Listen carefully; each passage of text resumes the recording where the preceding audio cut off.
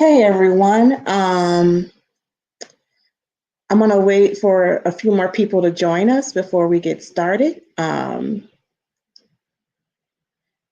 thank you for joining us today on this Southern HIV/AIDS Awareness Day for Kill the Bill webinar.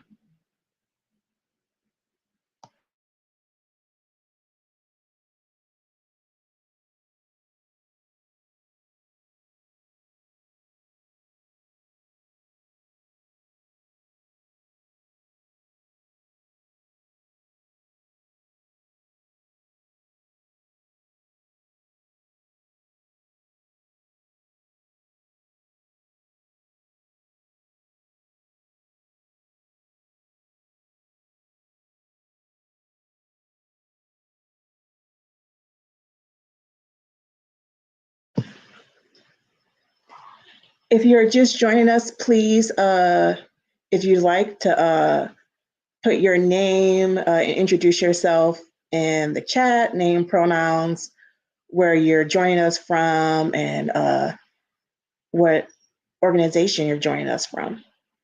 We'll be getting started in a few moments.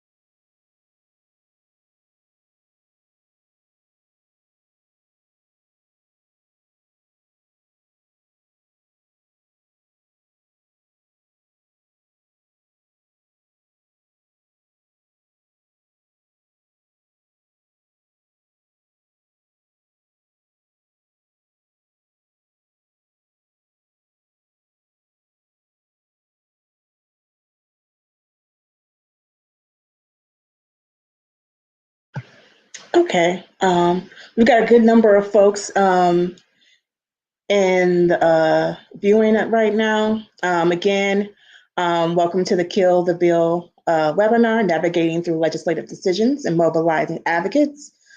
I am your moderator, Katara Epps, she, her pronouns, and I serve as the National Community Outreach Coordinator for the Center for HIV Law and Policy. Please continue to introduce yourselves into the chat, and I think we can get started.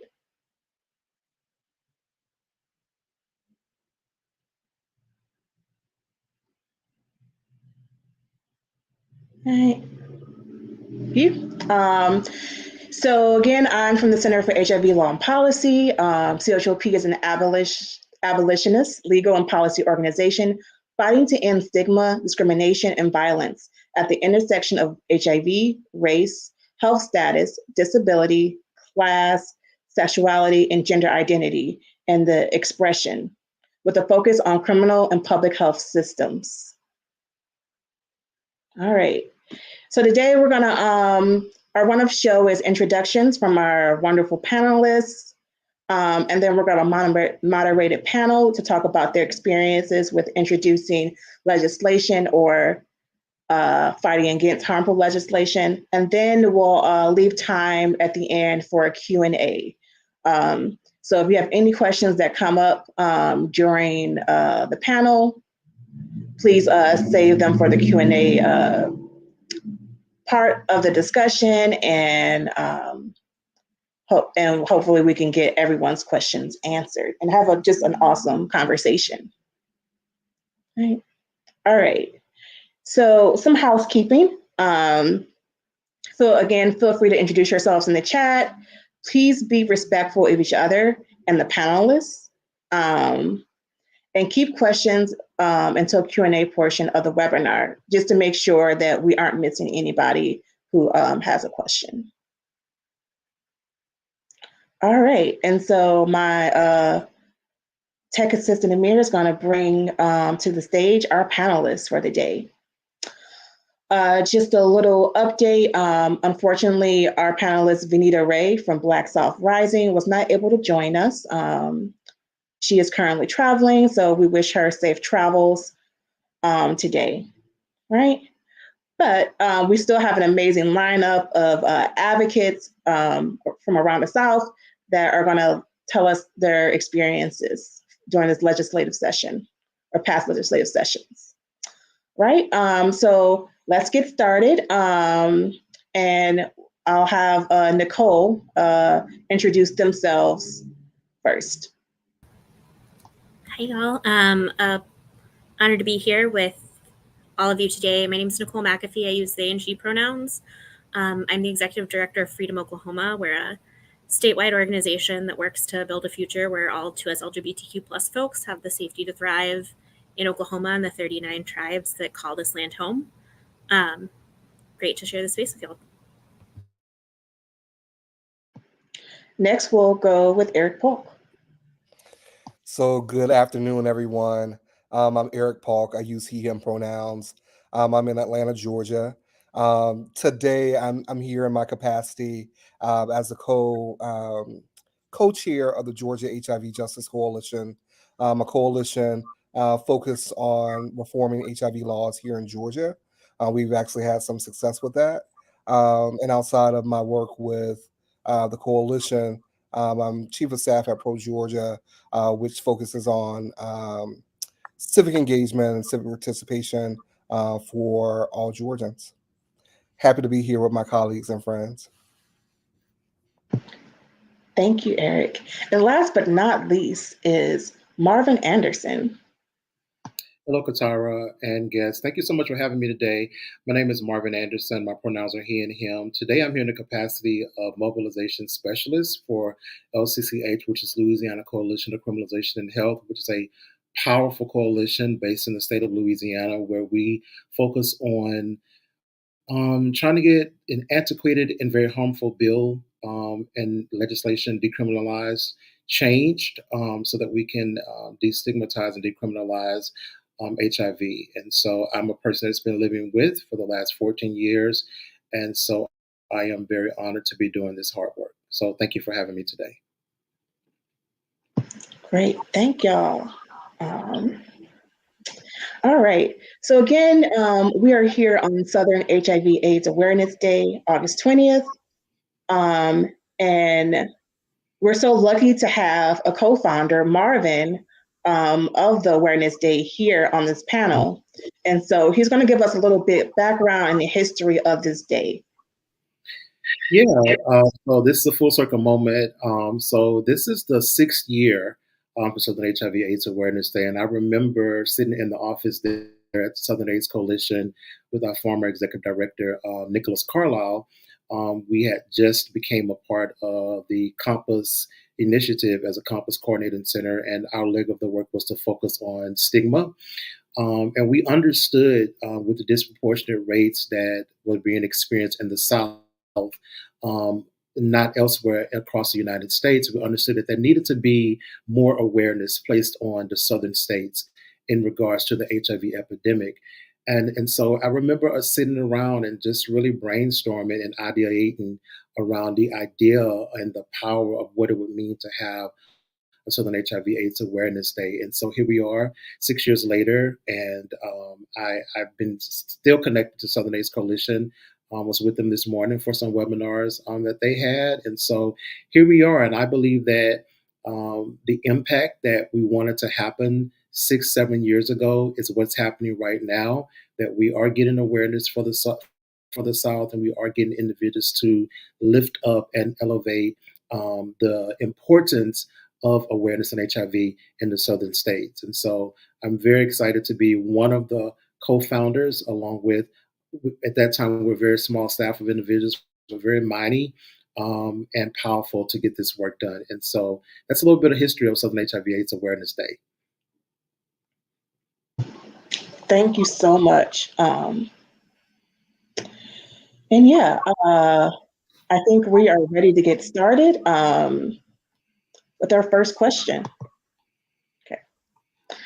Please tell us about the legislation you introduced or the legislation that was introduced in your state. Okay, and we'll get started with Nicole again. Okay, so I am here to talk a little bit today about a bill we saw in Oklahoma this last legislative session, House Bill 3098, a piece of legislation that was introduced that would have added to the statute in Oklahoma that currently criminalizes people living with HIV. And it would have added a really long list of STIs to that criminalization.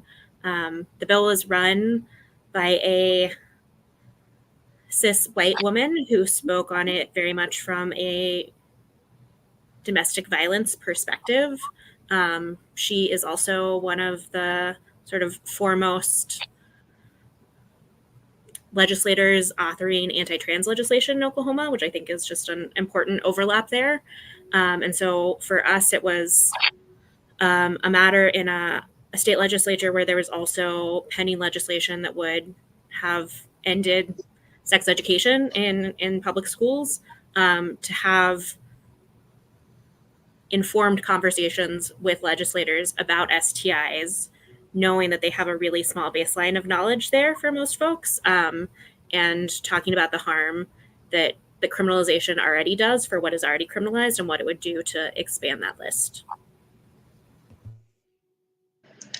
Thank you, Nicole. Next, Eric, do you want to go? Absolutely. So in Georgia, we were actually able to reform our HIV criminal law back in 2022. So it's been 2 years since we were able to reform the law here in Georgia. And so SB 164 was the bill, the mechanism for us to make some really substantial changes to the HIV criminal law here in Georgia. And so what SB 164 did was it removed several really bad provisions from the law. It removed sharing needles. It removed solicitation. It removed a provision around donation of blood and organs. And it also got rid of 2 sentencing enhancements. One which was an enhancement around spitting on peace officers, and then another one around spitting on correctional officers. We are also able to add a provision that allows mens rea. So like there actually has to be an element of intentionality. Uh, we were able to add some language specifically from the CDC around, it must be a sexual act that must have some significant risk based on scientifically supported evidence of risk of transmission. And so some of the things that were in the law around like spitting, biting, feces, all modes that we know have zero to negligible chance of any transmission were removed. We were also able to add people first language, which we, thought was, really important just as a coalition. And then also a provision around protecting victims of sexual assault. And so the last piece that we were able to sneak into this piece of legislation was also decriminalizing testing kits. And so, we are also able to, support some of the harm reduction work that's also, happening here in the state. And so that was another thing that we got in under the radar, which, you sometimes can do. And so that's a little bit about the legislation that we were able to get through here in Georgia. But of course, it wasn't perfect. And so I think we'll probably talk a little bit about, what happens, post legislation. Thank you, Eric. And then Marvin? Yes. So unfortunately, we did not get a win like Eric stated. So congratulations on that. But So right now here in the state of Louisiana, we have a very antiquated law that does not match science and does not match the relevancy of HIV as it stands today. And so we're working to decriminalize that exposure law, which number one can be very harmful and traumatizing to an individual who could be accused of exposing someone, that can lead to conviction, that can also lead to 15 years on a sexual registry. And so it's those things that we set out to change. And so we first began with a resolution study, a House Resolution Study 130, which was to help educate and inform legislation and legislators so that when we got to the bill, then hopefully we can have some ground and some leeway. So that resolution study resulted into a legislative report, which was rolled out, and then we went into the session with House Bill 436 to do some legislative changes to decriminalize the laws that I just discussed beforehand. And so, unfortunately, we did not move that forward.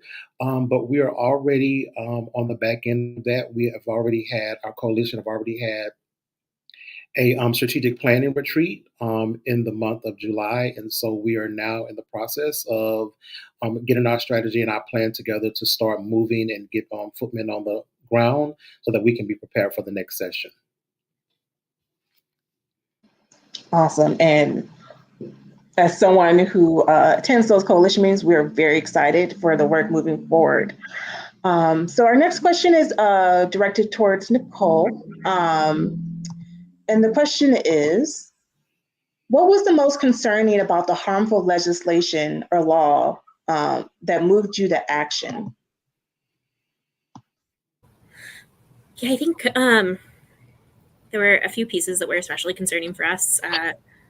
We also had a proactive decriminalization bill that was introduced, and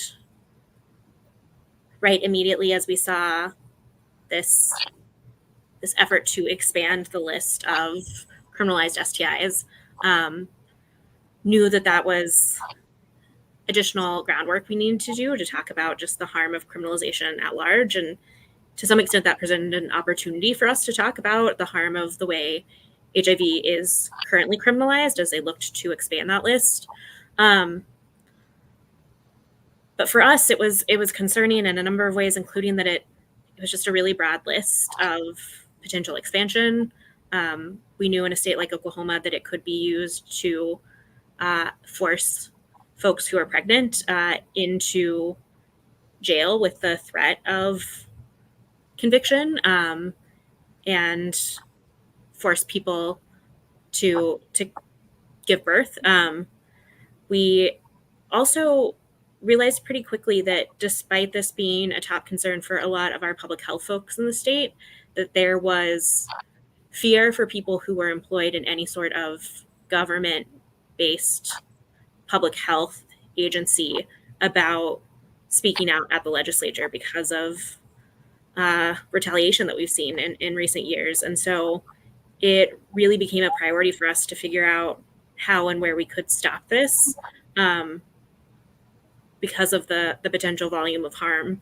And I will just note too, so it was introduced in the House and it got all the way through the House process over to the Senate, out of Senate committee, before we were finally able to stop it ahead of being heard on the Senate floor. So it moved a lot further than we would have liked, but became a big priority because of just the potential for carcerality that it posed.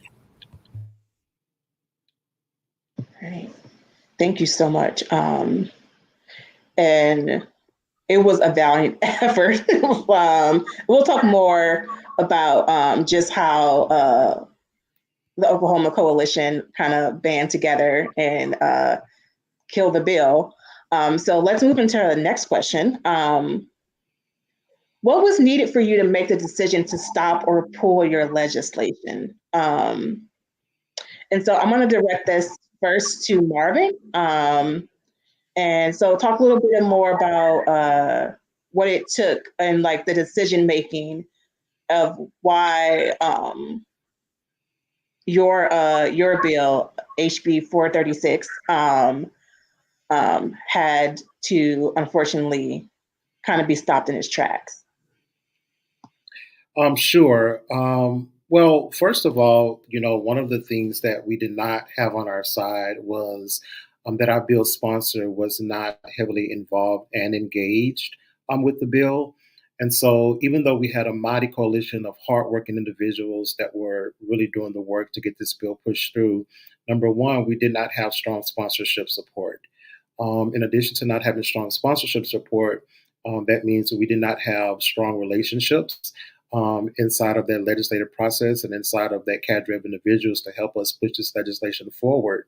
And so what we found was is that it was us against the world, and so we knew that we needed to re-strategize and we needed to restructure and we needed to pull back. And so that's exactly what we did, and that's exactly what we're doing. And so that was, I think, as a coalition, we made that decision to do that. Could you speak a little bit more, because having attended the meetings, of how, like, what was the work that had to go into making that decision? So thinking of involving the coalition, what were the pros and cons that you had to think of before you made that decision? Well, we wanted to make sure that, number one, that we didn't cause more harm. We wanted to ensure that, if we were going to make this decision, then what was going to be our next steps. We wanted to ensure that we didn't get a bill further without the necessary changes that we needed or that we wanted to see. And so it was in the best interest of not just us as a coalition, but the folks like myself who this bill impacts and who this bill would attack, and that's continues to attack. And so we knew that we needed to make some choices and some decisions before we went too far. And it just was not looking good because of various reasons. Like I said, the sponsor of the bill, and just not having that strong back. And so we knew that we needed to make a decision and not move the bill forward. Thank you. I'm going to just direct the same question to Nicole.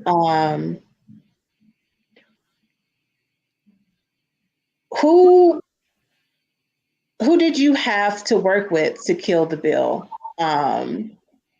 And yeah, so let's what was the effort? Because it was definitely a group effort. So tell us more about that.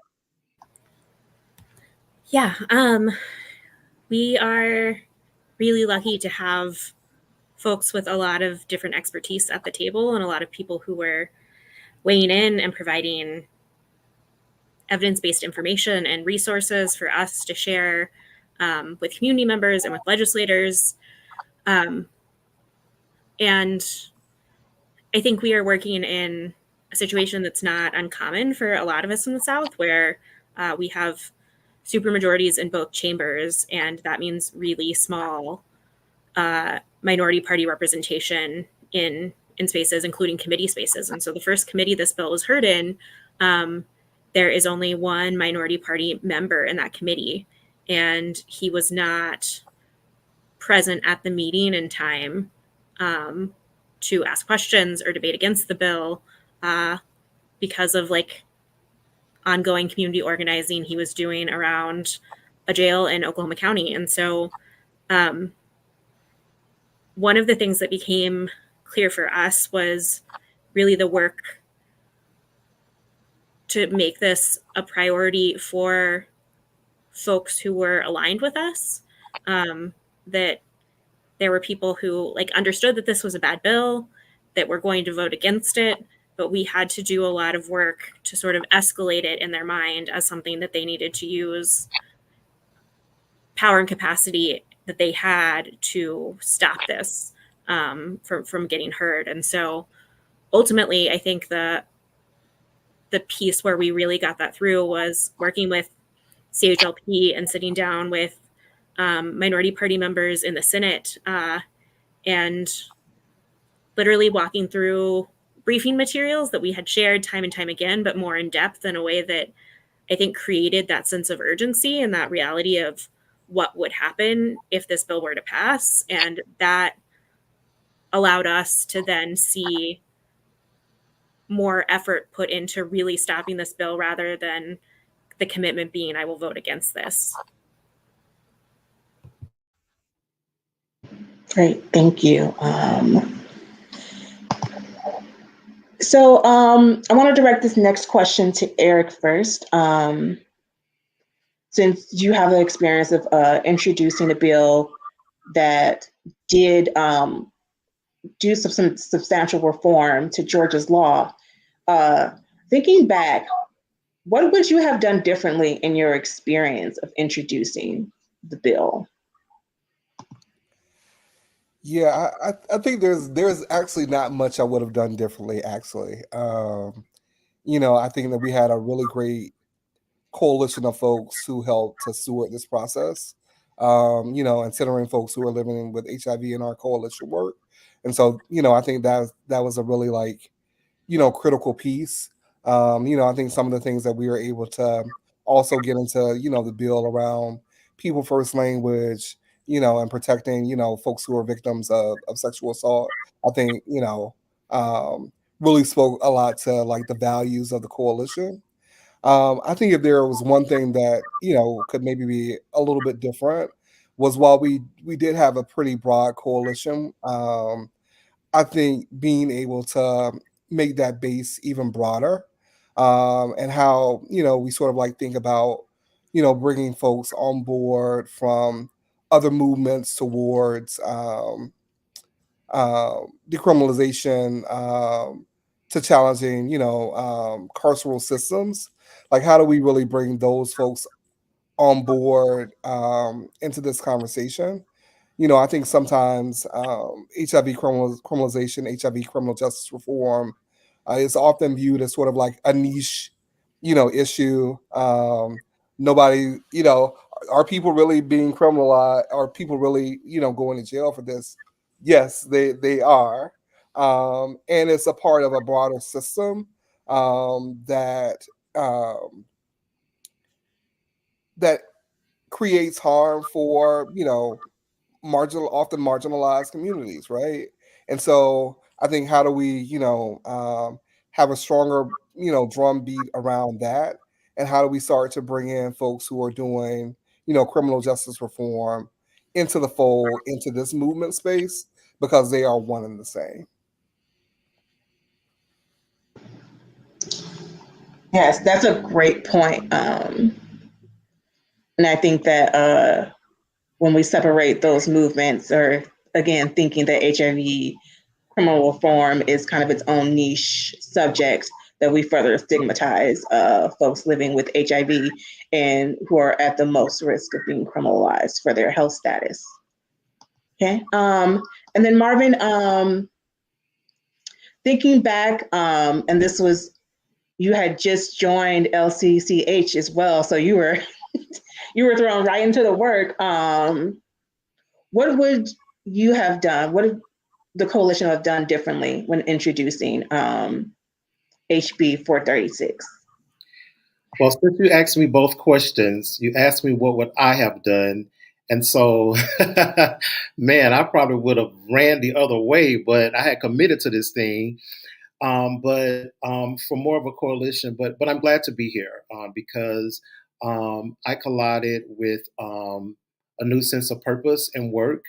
And also, I collided with a team of kick ass individuals that are absolutely committed to getting this law changed.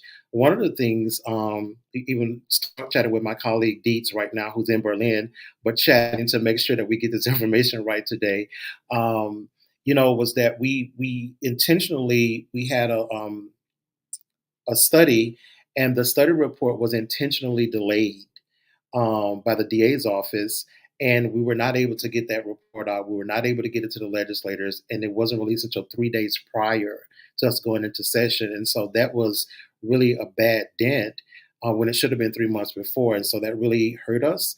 And so even though we had the support of the health department, we did not have the support. And then even with that, our bill was not in a health committee, but it was in a criminal justice committee. And so all of those things just worked against us. Thank you. All right. So I want to pivot a little bit and ask y'all about just your experience and like advice for other coalitions and movements. So what should other coalitions and movements know about introducing or stopping legislation? And Eric, I'm going to start with you first. I think the first thing is probably that, it can be a very long process. You know, coalition work, often takes a long time. I think that we worked on our bill and the, sort of like process in its entirety for about 7 years. And so, in those 7 years, there was, building the base of the coalition. We also did a study as well, where we were able to get the legislature to do a study um, about HIV criminal laws. Um, it was finding a champion who would really support this, and looking for champions, I think across the aisle, to really make sure that you have really strong support for your legislation. I think the other thing is like, you know, you have to keep going and keep moving, even as like all the other things are happening around you, and even as things happen with the coalition, right? I sometimes joke that I would show up to coalition calls, and it would be like me, uh, or like me and somebody from CHLP, and we would meet and hold the space, but being able to consistently hold that space, and people know that, like, they can drop in as they need to, understanding that like all the other things that are happening in life are happening for folks, but that we are still holding the space. I think is another really important piece. Um, I'd also say, centering folks who are living with HIV, and really centering those voices in the coalition work. And then I think the last piece is, similar is, I think, you know, um, this work is racial justice work. And so, I think that if coalitions are having conversations about who's impacted, by these laws, that they absolutely, should be. We know that Black people and women are disproportionately, affected by HIV criminalization.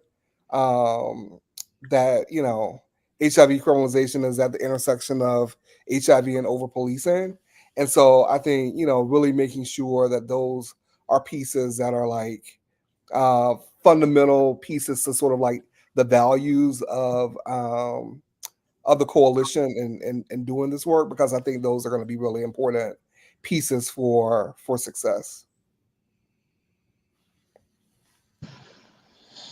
I want to ask the same question to Nicole. Um, and the question again, in case you remember, it's like, what should other coalition and movements know about introducing or stopping legislation? I think to some extent it's important to, I always have to remind myself at least, that it is critical to always be ready to shift, right? That we started out the 2024 session with a repealer that was going to be our focus in this space. And when this bad bill started moving, that is where we had to move some capacity. And I think that anyone who's ever done policy work can tell you that it very rarely goes exactly according to plan. And regular communication was really an important part of that. And like Eric, we hold monthly coalition spaces, and sometimes that attendance is low. So it was also, I think, being creative in how we could connect with and get information to people who couldn't make a monthly call at a regular time. And I think back to the idea of like who is at the table, that always trying to expand and engage more folks in the work is important. That in a state like Oklahoma, this is right. I work with a Two-Spirit Queer and Trans org, and so this like is to some extent seen as like our niche issue, when in reality we know it impacts a much larger cross section of people doing movement work here. And so really getting buy-in from public health folks in the state around this fight, working with people who are doing work around the criminal punishment system, who have some cross the aisle relationships that they've been able to move things the last few years, I think is always top of mind for us as we try to figure out how we grow the power of this movement, because it's not a 1 or 2 year process, but something that we expect to keep fighting in some way, shape, or form for years to come.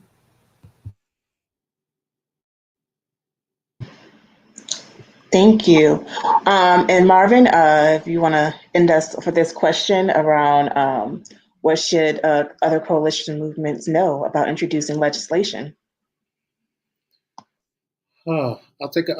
Well, I think the first thing is knowing. I think Eric alluded to this. Is knowing that the process is long, and having a committed team. I think, you know, and I see my steering committee and members in the chat. You know, the Julies and the Deets and the Jennies and the Sonias. You know, a strong team, a steering committee, and fortunately, you know, we do have a strong coalition that's there, that's ready to work, that shows up. And so I think having a strategy going in and a plan, in many instances, you know, we already had amendments in hand, in the event that something didn't go the way we thought it would go. We were ready to see, okay, well, how will we compromise? You know, what will we push back on? You know, what are we willing to negotiate? I think having all of those things in mind and at the forefront of your mind, knowing that what this process looks like, knowing that there's a possibility for negotiations, knowing that there's a possibility that we may have to amend what we actually want to move the needle forward. And so I think keeping those things in mind are very helpful. And also just understanding that, you know, this is a very daunting work that we do, but also keeping in mind that there's a human experience and making sure that we hold each other up and hold one another accountable through this process as well. And then having a support system like CHLP and other organizations to align with us to help us to get this work done. That was a word and a great, a great ending for this question. So now we want to move future facing, like what's going to happen next. How are you preparing for future legislative sessions given the experience you've gained in the past? And we'll start with Nicole this time. Yeah. So I think that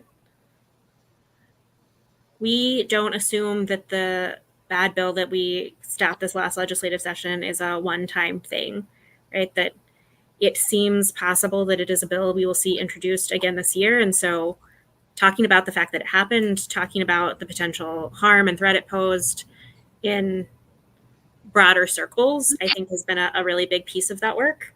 And I think too, the figuring out like how we continue to grow this work. Our first legislative champion in this fight was Representative Maureen Turner, who is not coming back to the Oklahoma legislature this next year. And so throughout this session, even before we knew that that was their next step, we had worked on expanding champions who could carry this legislative fight and worked to help make it a priority for them. And I think that as I think of forward-facing work, a lot of it is figuring out how we expand those champions so we also have people who are most ready to jump on defense when we need them. And really thinking about how outside of session, when things are at least less busy for legislators to some extent, how we are doing that education work. Oklahoma is a state where we don't have public testimony as part of the legislative process.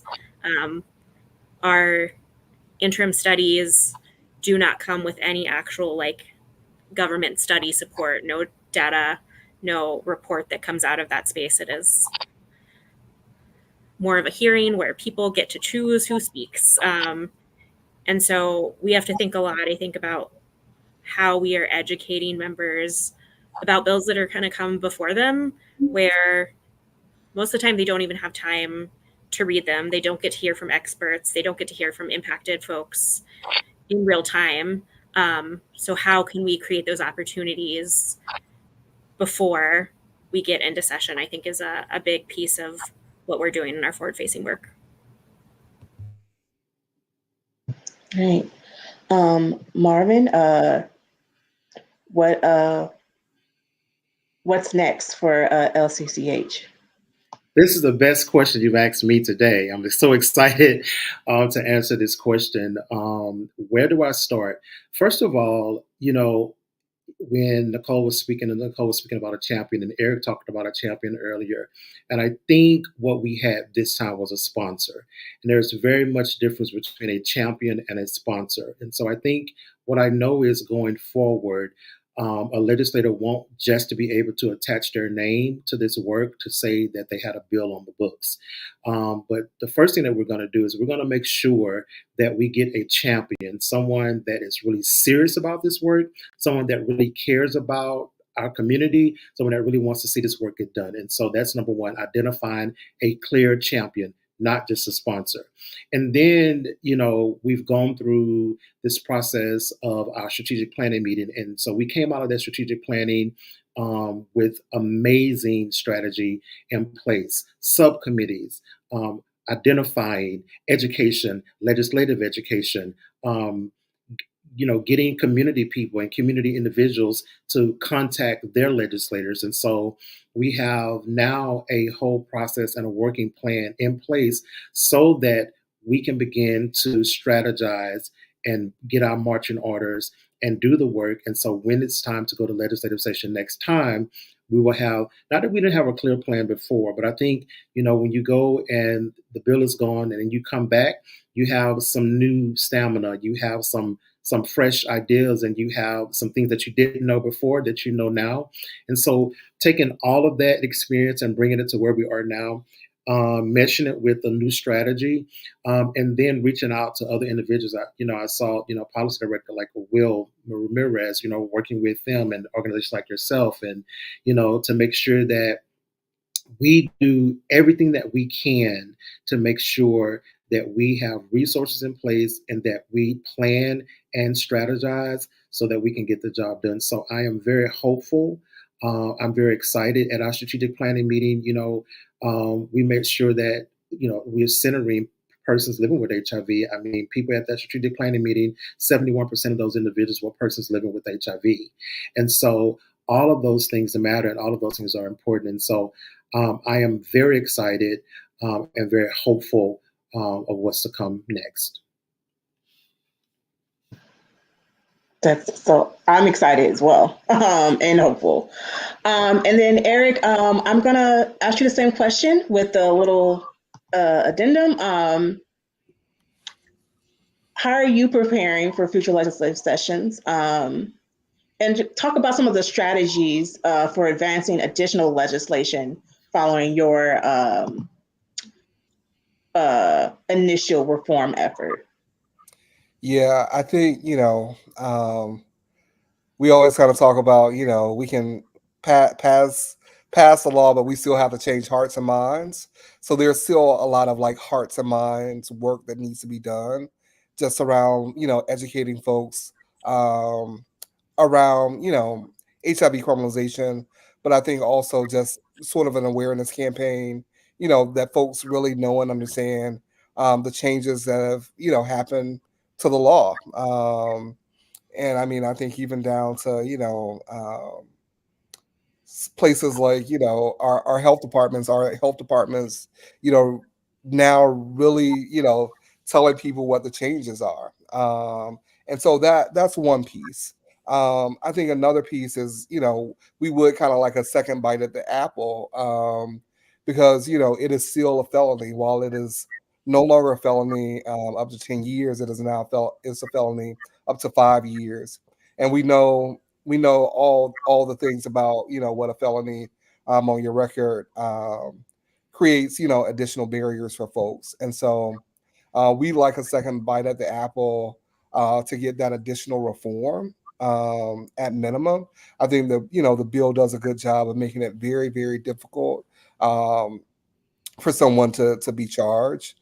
But again, we want to be able to reduce the harm as much as possible.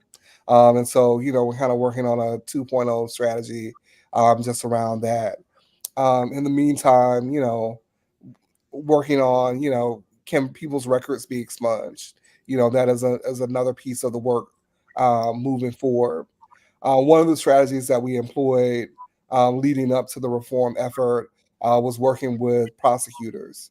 And so, we got the prosecutor in Fulton County to, say that they would not bring charges under the statute. And so we were able to replicate that in other places around the state.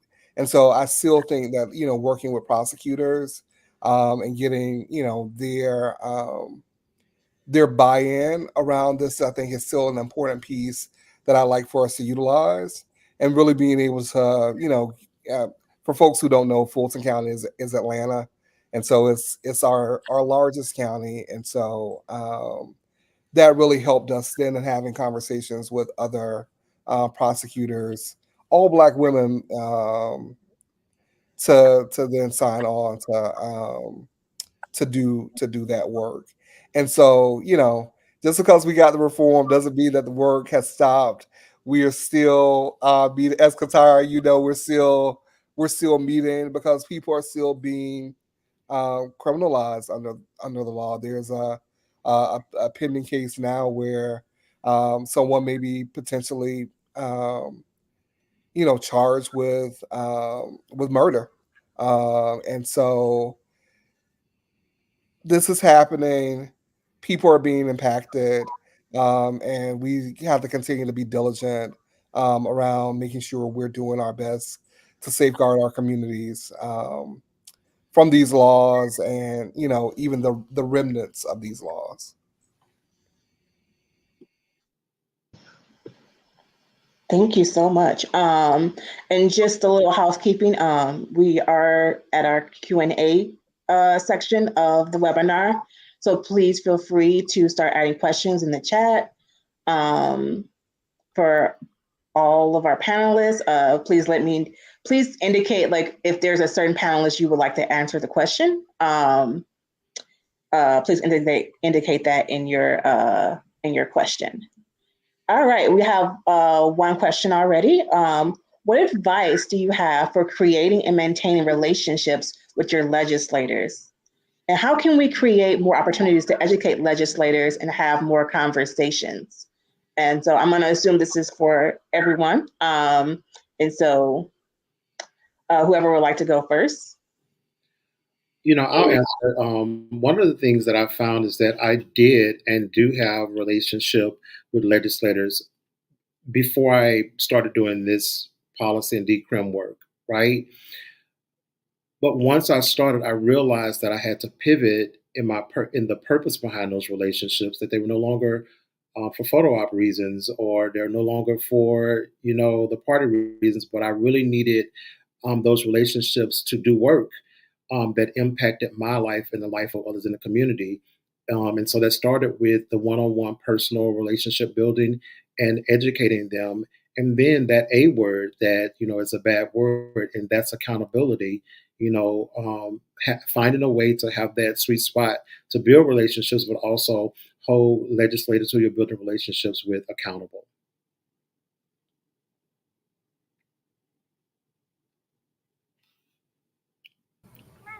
I think maybe something I would add to that is we are often thinking about the fact that it may not always be us that has the relationship, that like there are some of these folks that like you can smile and chat with, and at the end of the day, like what we are able to present them with, like folks we are able to introduce them to, does not seem to be the thing that moves them. So I think some of the relationship work has been thinking about like who does hold those relationships and like where can we engage and educate those folks. I think it's part of like a multi-tactical approach to this too, right? Like how can we work with defense attorneys to better understand this, so that they can be having these conversations? Is there judicial education that we can do so that judges who have relationships with some of these policymakers can have those conversations? And I think beyond that, would just plug too that like outside of session is always an important piece of that work. That Oklahoma legislative session is February through May each year. Folks don't have in-district offices. They oftentimes are not at the Capitol out of session very often. And so they aren't hearing from people too much, but making spaces, especially in district, to have coffee, to meet with a small group of people and talk about things even outside of the framework of a bill, I think can be really useful in relationship building. Yeah, a plus one, everything my colleagues have shared. I think most states have, or a lot of states have, HIV specific lobby days. So I think, lobby days are a good way to at least start, some of those conversations and start some of that relation building. And then I think, the other piece is around, really just keeping those relationships warm. And so I think is, what Nicole said is like, oh, our sessions like from January through like April-ish. And so, having coffee, meeting folks throughout the year. I think, having them like one, understand that you're their constituent, but then that you're also like, a person who has like, complex needs and thoughts, right? And so like I think all of those things really like help to one, decrease some of the like stigma that some legislators might be holding on to. And I think that it also sort of like helps to shift some of that power dynamic because we are their constituents. We're the ones who like put them in office, and so we actually have a lot of power. If we can do power building around ensuring that they're doing some of the things that we like for them to do. All right. Our next question is, what are your strategies that have been successful in persuading more conservative legislators?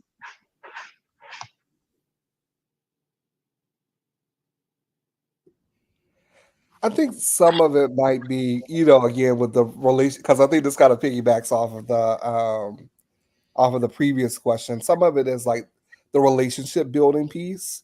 I think when people have been personally like impacted by something, so like we all know someone who's living with HIV, and so I think that helps a lot. I know in some of the like LGBTQ and trans work, that I've done in the past, like them having like a grandchild that is trans and them like really, understanding and seeing the humanity, I think has been like really helpful for folks to just sort of like be able to like see the humanity and break through like some of the stigma. Because I think the stigma is sort of like the wall a lot of times.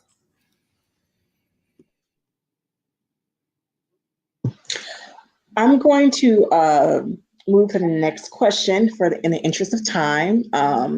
Thank you. And I'm going to combine two questions from Deidre.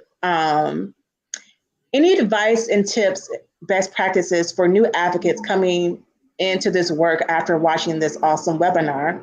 what they should expect.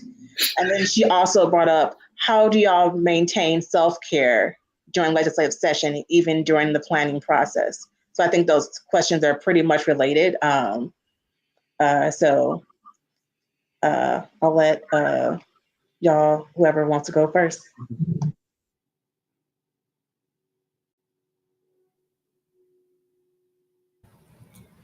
I think on both accounts, it is so important to find like your people in this work and the people who are doing values aligned work with you, both for those days that you need to like call someone at CHLP and say, this really terrible bill is moving and I need to convince someone in the state that it is actually as bad as it is. But also because there's so much joy in the community of this work. The coalition partners I get to work with in this, like anything they ask, I'm there, right? Like that is the space that I want to prioritize. That is the work that I want to prioritize. It is the feedback I want to prioritize and the like, hey, how should we think about doing this differently? Like, have we thought about this lens to it yet?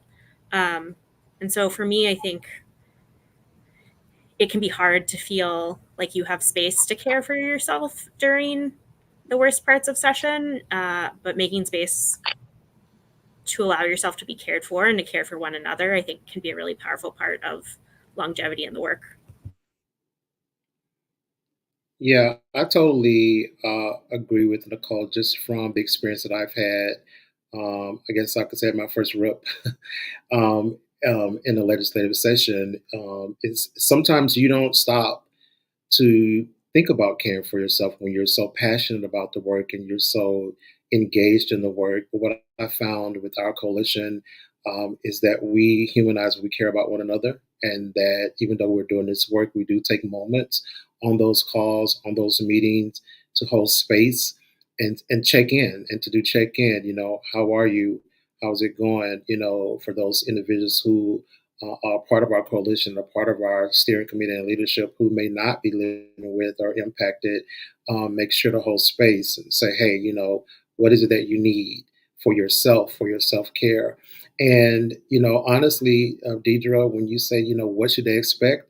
I think I'll go on a limb and say expect nothing. I mean, you know, and when I say, I mean, you want to be hopeful, but I think when you have a high level of expectations, I think then sometimes some burnout comes from that. So from my personal experience, I mean, the expectation is that you show up as your best self, you show up to do the work, and you show up to put your best foot forward, and then you move from there.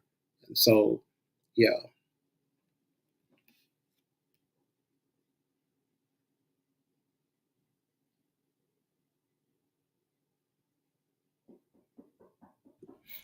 I agree. Thank you. Everything's been said. Let's see. And then our last question is, does anyone in the panel have any advice for people living in silence when it comes to disclosure? And so to put that kind of in the context of like these laws, many of the laws rely on that your only kind of protection from these laws is to disclose your HIV status. And so if anybody would like to answer this question, or like any experience, or like having learned from your legislative experience of advice for people who ultimately want to protect themselves from further criminalization.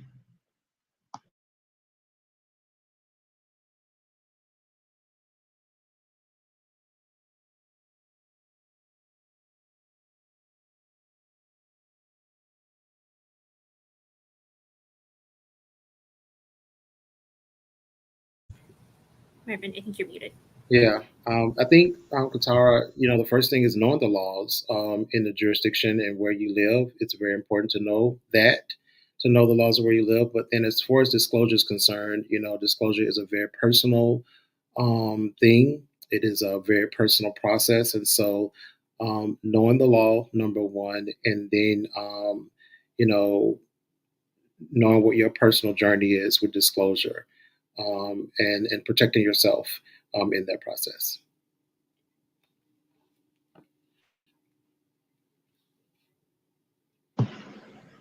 All right.